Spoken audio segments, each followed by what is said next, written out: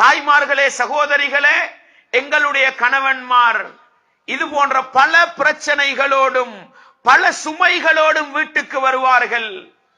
எங்கட மனைவிமார் ஊர்ல இருப்பாங்க. தாய்மார்களே, இந்த வீடியோவை பார்த்தால் வெளிநாட்டில் இருக்கிற உங்களுடைய கணவன்மாருடைய உள்ளத்துக்கு ஒத்தனம் கொடுக்கின்ற மனைவிமார்களாக இருங்கள். தலைவலியை தூரத்தில் இருந்து போக்குகின்ற மனைவிமார்களாக இருங்கள்.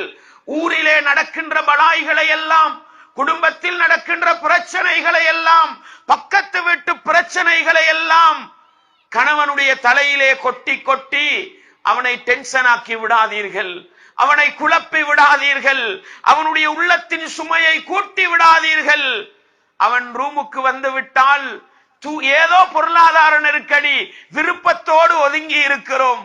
ஆனால் எடுக்கின்ற கோளிலே, தொலை தொடர்பு சாதனத்திலே அந்த ஆணுடைய உள்ளத்துக்கு ஒத்தனத்தை கொடுத்து, அந்த ஆணுடைய தலைவலியை போக்கி, அவனுடைய உடம்புக்கு மொபைல் போனில் இருந்து கொண்டு ஆழமான ஒரு ஒத்தனம் கொடுத்து அவனை நிம்மதியாக பயணிக்க வைக்க முடியுமாக இருந்தால், 2 வார்த்தை சிரித்து பேசி, 3 வார்த்தை கொஞ்சி பேசி, அவனுக்கு தூக்கம் செல்லும் வரையில் மொபைல் போனிலே தொடர்பை வைத்து அவனுடைய நிம்மதியை காக்க முடியுமாக இருந்தால், இப்படிப்பட்ட பெண்மணிகளைத்தான் இஸ்லாம் வரவேற்கிறது என்பதை நானும் நீங்களும் ஒருபோதும் மறந்துவிடக் கூடாது.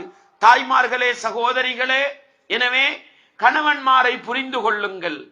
சமூகத்திலே அவன் ஒரு அங்கத்தவன், சமூக பணிகளை சுமப்பவன், குடும்பத்தின் பல பாரங்களை சுமப்பவன். தாய்மார்களே, உங்களுக்கு ஒரு கணவன் மட்டும்தான், உங்களுக்கு அந்த கணவன்மார பிள்ளைகள் மட்டும்தான்.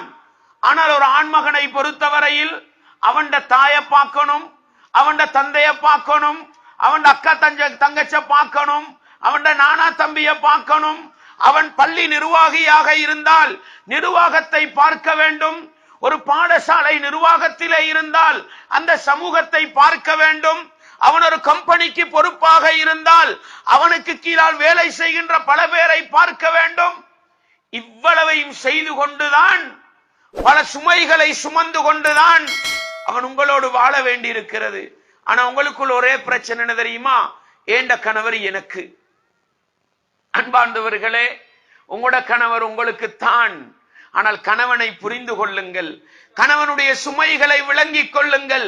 அவனுடைய சுமைகளை புரிந்து எப்பொழுதும் அந்த சுமைகளை இறக்கி வைக்கின்ற, உள்ளத்தால் பாரத்தை குறைத்து வைக்கின்ற ஒரு நல்ல மனைவியாக வாழ்ந்தால் நிச்சயமாக இப்படிப்பட்ட மனைவிமாரைத்தான் இஸ்லாம் விரும்புகிறது என்பது